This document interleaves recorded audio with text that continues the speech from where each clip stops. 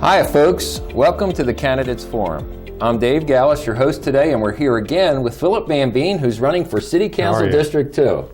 Welcome again, Philip. Good to be back. We've had a lot of subjects we covered, but Yep. I'd like to touch on quite a few that we haven't touched on. Roads. We have problems with roads in Las Cruces. So what do you see? How do we fix the problems? I can tell you I'm getting good experience with our roads.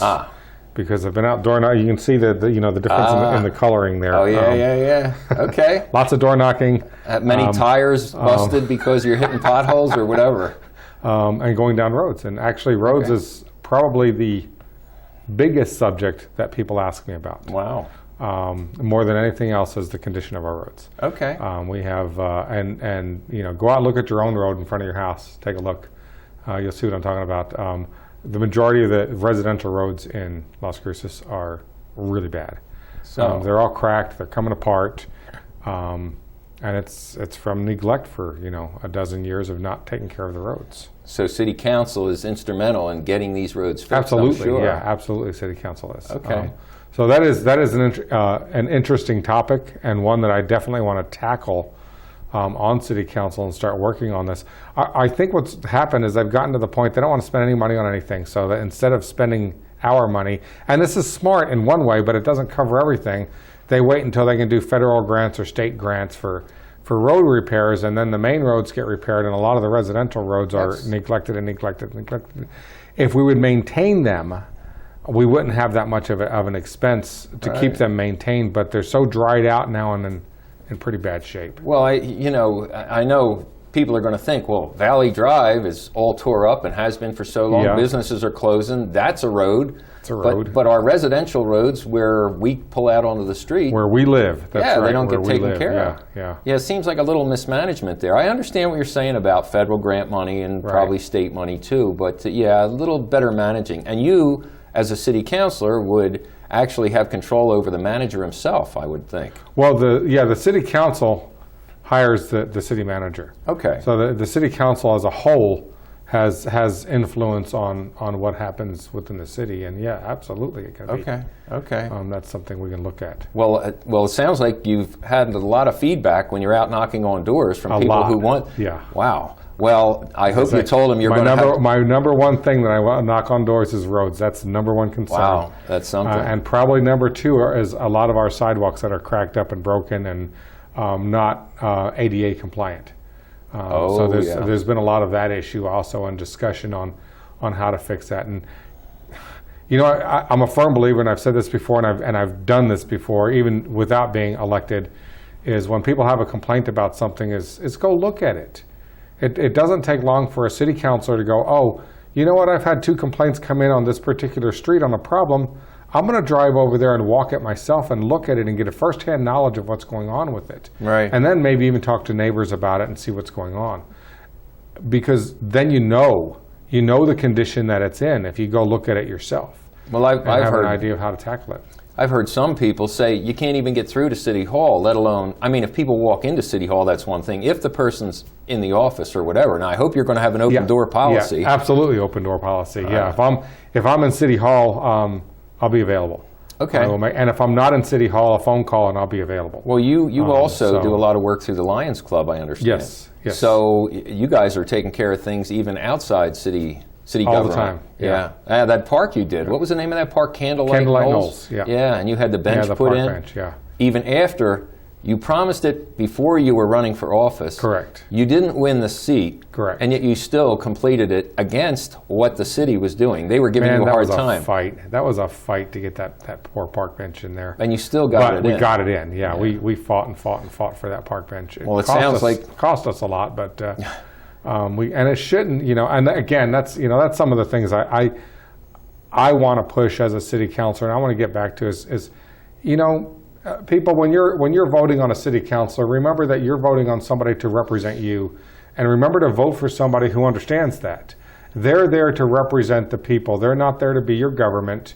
They're there to represent the people to the government.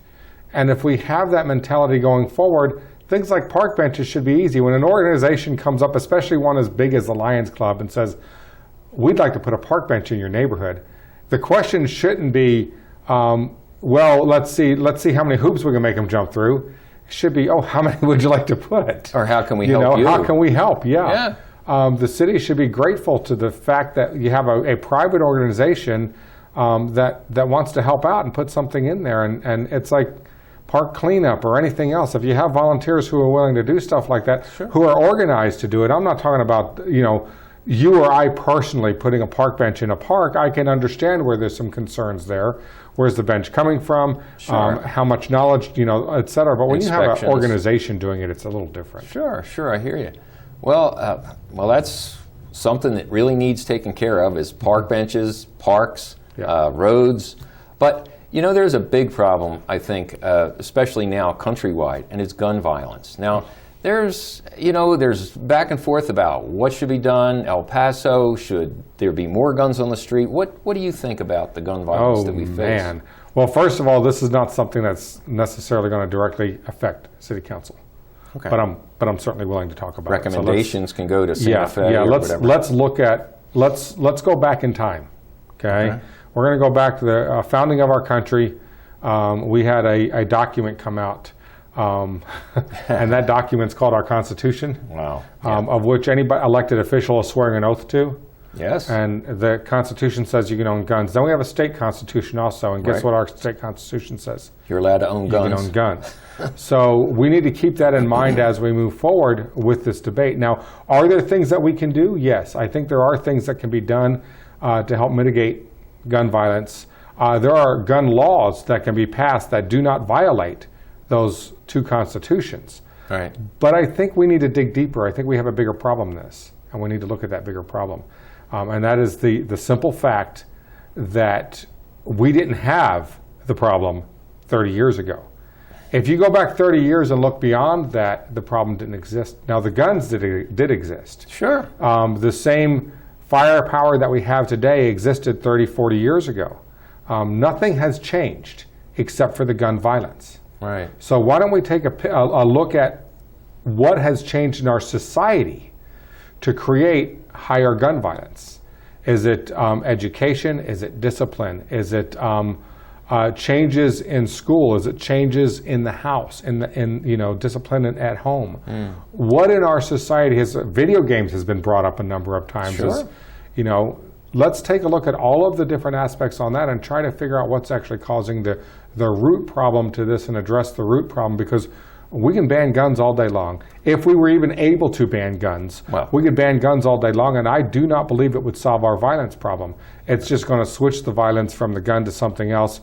Or actually in the United States, it's probably not, because there's so many guns out there. I don't think banning them is going to get them off the streets. It's going to take the ability to protect yourself and your family away from the citizen. Correct, yeah. And, the interaction time between a criminal and his victim is 90 seconds. Right. The nationwide, the 911, when you make the call, it takes 10 minutes for the police to get there. So you need to be able to protect yourself. When I was a kid, every kid had a pistol in his holster, and he was carrying a lever-action 30-30 rifle with plastic bullets. Yep.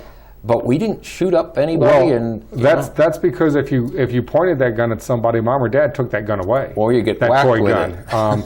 You lost it. So that's one of the factors. You know what would be a really cool thing to do? What's that? Is to get a group together. Let's get together some people in our age groups. Okay. And then also let's get together maybe some NMSU students, some college students. And get this group together to discuss this issue as a whole, to try to figure out what root things have changed. What's changed so dramatically between these generations, right, that has brought this about? I know that a big part of this issue is probably mental health. Oh, yeah. But what's brought that about so dramatically? It seems like I don't remember us as kids having this much mental health issues that we do today. No, not at all. What's causing this in the background? Drugs. Drugs can be part of it. I mean, mental health and drugs goes hand in hand. Could fresh air have something to do with it? I mean, when we were kids, it was go outside and play with our toy guns. We were outside. We weren't pick up sitting football there games in front of a screen all day long. Yeah, and I think I don't know. I'm just throwing things out here. No, it makes a lot of sense. I mean, what's the difference between when we were growing up and kids nowadays? We're not behind a TV screen, like you say, with video games. And the video games, I think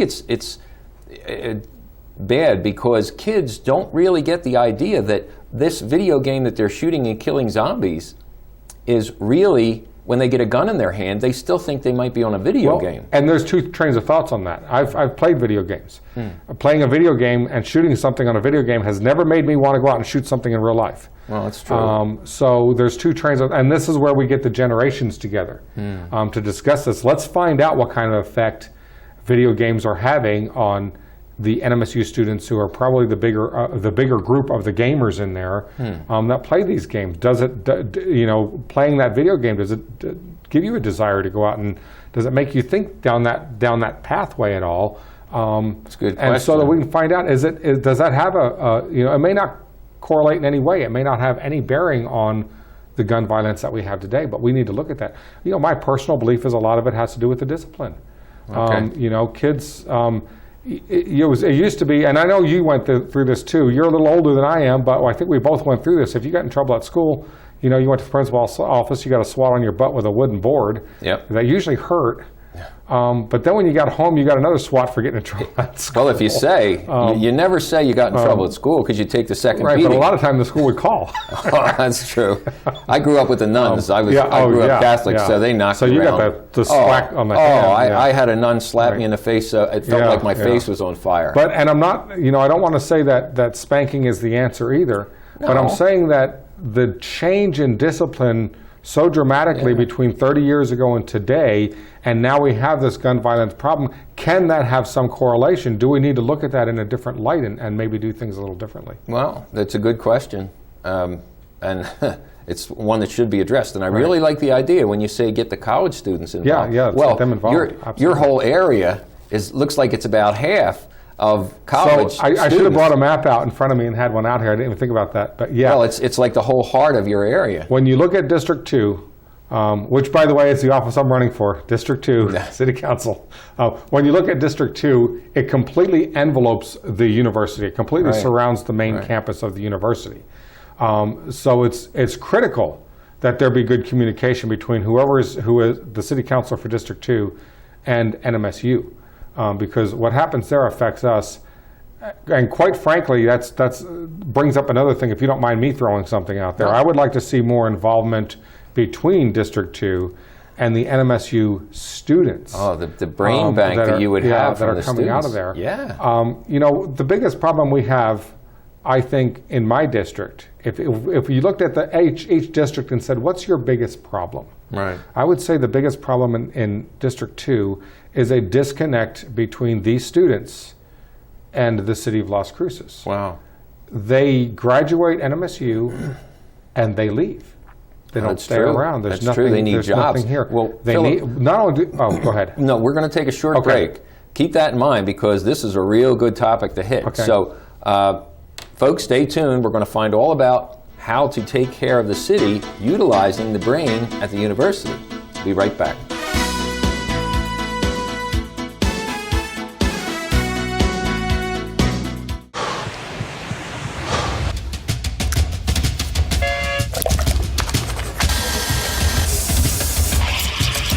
There you go. So great. You can do all these different gears in like one hand. Okay. Nice. Other guys, not all.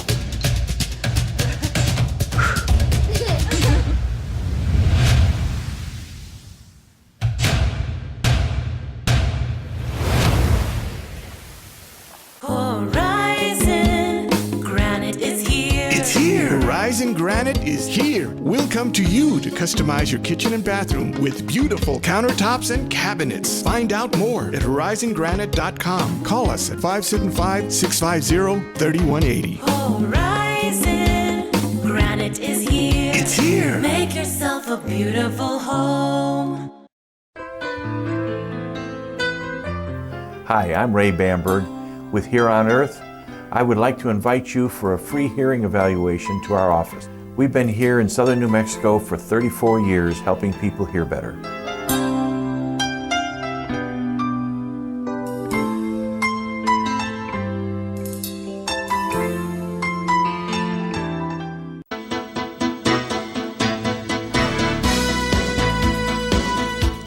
Hi, folks. Welcome back to the Candidates Forum. We're here again with Philip VanVeen, who's running for City Council District 2. I'm Dave Gallis, your host. We were talking about New Mexico State University, and Philip is in a unique situation where his area, the heart of it, is New Mexico State University, and all these brilliant students that are there. Yes. How are you going to engage the students, get them involved? Maybe a substation or something on campus? Well, first of all, just so you know, campus is not in my district. The district surrounds it, but the NMSU is its own government. So it's outside of that. But with that said, I think it's really, really critical that we get young people involved in what's going on within our city. We want them to have a stake in the city, not just in the university. We don't want them to graduate the university and move away. We want them to stay here. Well, we need to have jobs for them. So we need to have jobs. And we have some brilliant students out there. Yes. Something that's done right now in my district, Greg Smith does this. Okay. He has 2 meetings a week where he will meet people for coffee in the mornings, which is a great idea, and I plan on continuing that tradition.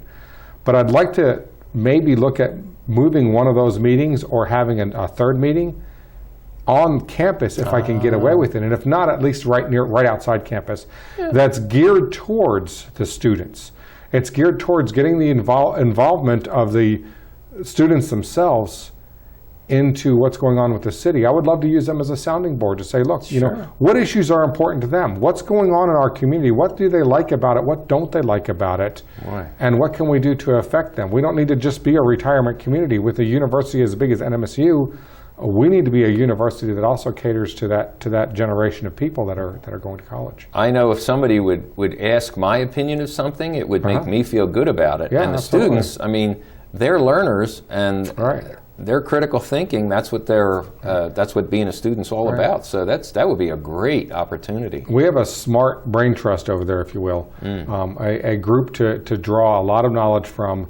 That is the, for lack of a better word, the critical knowledge. You and I are going to have a lot more life experience, of course, and we, you know, that life knowledge that goes with that. But that critical knowledge, that statistical knowledge, those kids are going to be able to bring a lot of that to the table. Sure. Well, that exchange too. Yeah. We can learn from them, but they can certainly learn from us through life experience. And boy, that'd be a good blend. And so topics like the guns that we were talking about is a critical one for that. Topics like what do we need to do in Las Cruces to keep you here, to those students? You know, what do you need to stay here and work here? I know a job is the biggest one of those. Sure. But what types of jobs? What industries does Las Cruces need to try to bring into the area? What can we do to make those jobs available to those students, to help make those jobs available, so that we keep those students right here and grow our community rather than those students moving off somewhere else? All right. Well, I sat down with Soil and Water, Jerry Schickadance, who's running for Soil and Water, and he enlightened me about, I never realized that our New Mexico produces 80% of the onions for the entire nation we produce during a lot. two-month period. And I was over at the Fabian, I think it is. Fabian Garcia? Yeah, that's it, over by Valley and University. And I see all these onions hanging all over the place. So we have agriculture, which is very big. Yes. And I think our president's going to be bringing more agriculture to our country. We also have the aerospace. I mean, you have White Sands. This is in the state. It can be expanded out, Spaceport City. And these kids are learning that kind of trade. But we need to ask them. Because I think one of the big things is going to be tech jobs, different types of tech jobs. We need to find out, though, you know, what appeals, and we also need to look at what subjects is NMSU teaching, you know, to make sure that we gear things towards that as well, so that when these kids are graduating, there's a better chance that they'll stay right here. They'll raise their families here. They'll be a productive member of this community right here. You know, on the state level, and I'm not going to get into the details on this, but they're talking about free college for NMSU or for students. Okay, and you think about this right now. Okay, just think about this. If there's free college, it's being paid for by money out of oil and gas, which would normally go somewhere else. So in a roundabout way, you can say our tax dollars are covering part of that. Sure. But you take that situation and you do free college for all to a bunch of students who are going to leave the state. So we're paying to educate people who are leaving the state. Let's at least work on trying to keep those students here within our state and offer the types of jobs that will keep them here within the state. And I know one city councilor can't do that alone. Don't get me wrong. I don't think that I can magically make all of that happen, but I can help steer that direction. I can help get us going in the right path. Sure, with the right counselors behind you. Absolutely, Yeah, yeah. and you can bring up subjects, ideas. Ideas is where everything starts. That's where it starts. Yeah. No, I And hear get you. these energetic students involved. Let's get them involved in our city Wow. political atmosphere, you know, Sure. that goes on, and give them a direction. That they can make a difference. They can make a big difference. Well, I know City Hall, people are always complaining about City Hall, and we can't get to talk to our city councilors sometimes. Now, Greg Smith, I have to give him that, and I've been to his meetings over at Milagro, I think it Yes, is. Milagro. I've done the same thing. Okay, Yeah. that's a really good thing to do. It is. I mean, It really engaging is. with the people. And we had talked before about when you're in city council chambers, you're not up on the judge's stand. Right. You're coming down to the people. I really like that And idea. that's where that does bring that home, brings that down to. That is kind of you like know. being in a very relaxed atmosphere, almost like a coffee shop or something like that. You know, one-on-one conversation with anybody always works better Oh, sure. than one person. You know, right now, if we're sitting here right now and you were sitting up there somewhere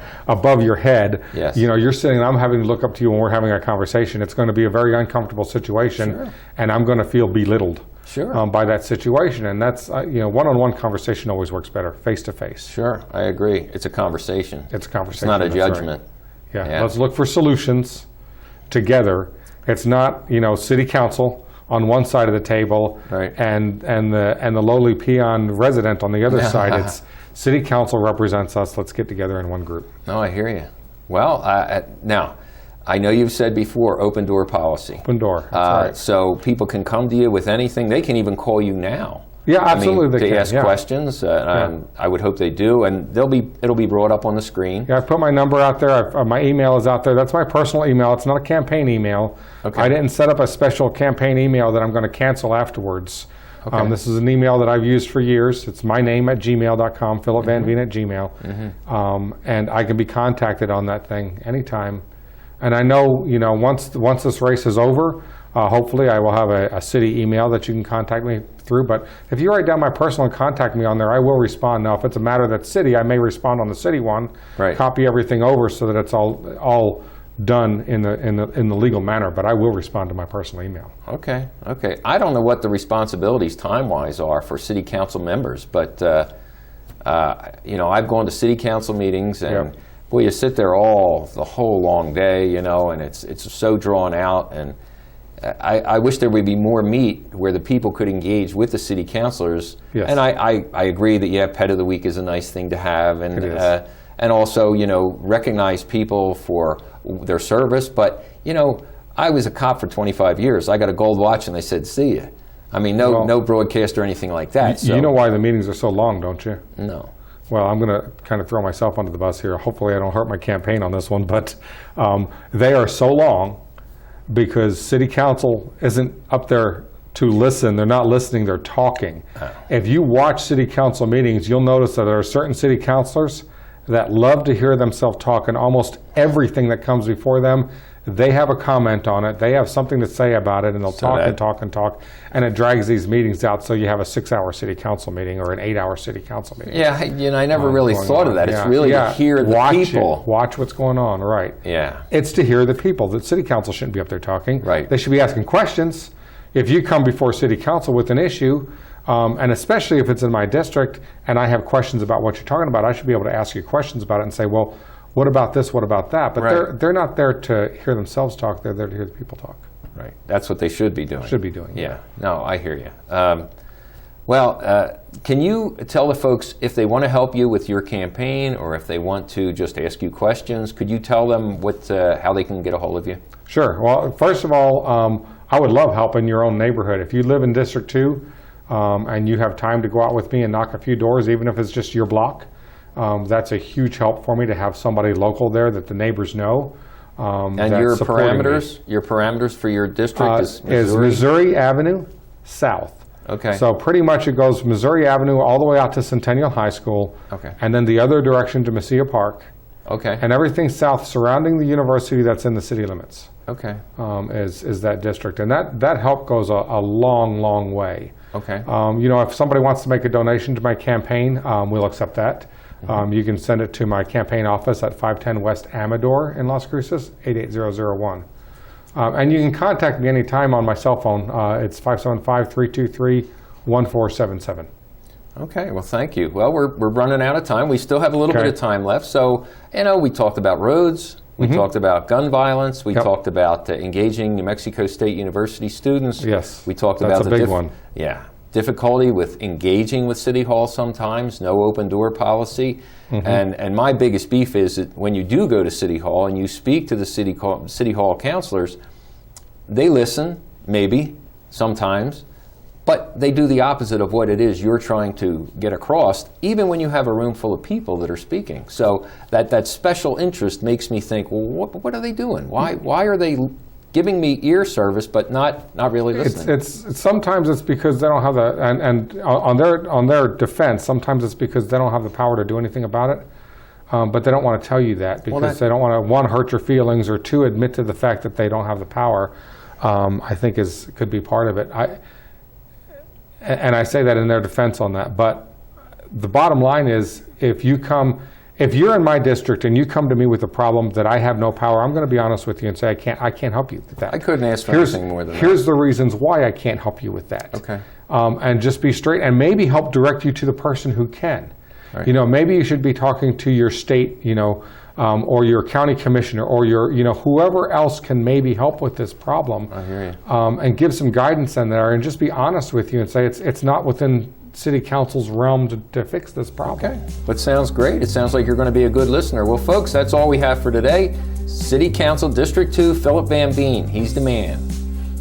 See you next time.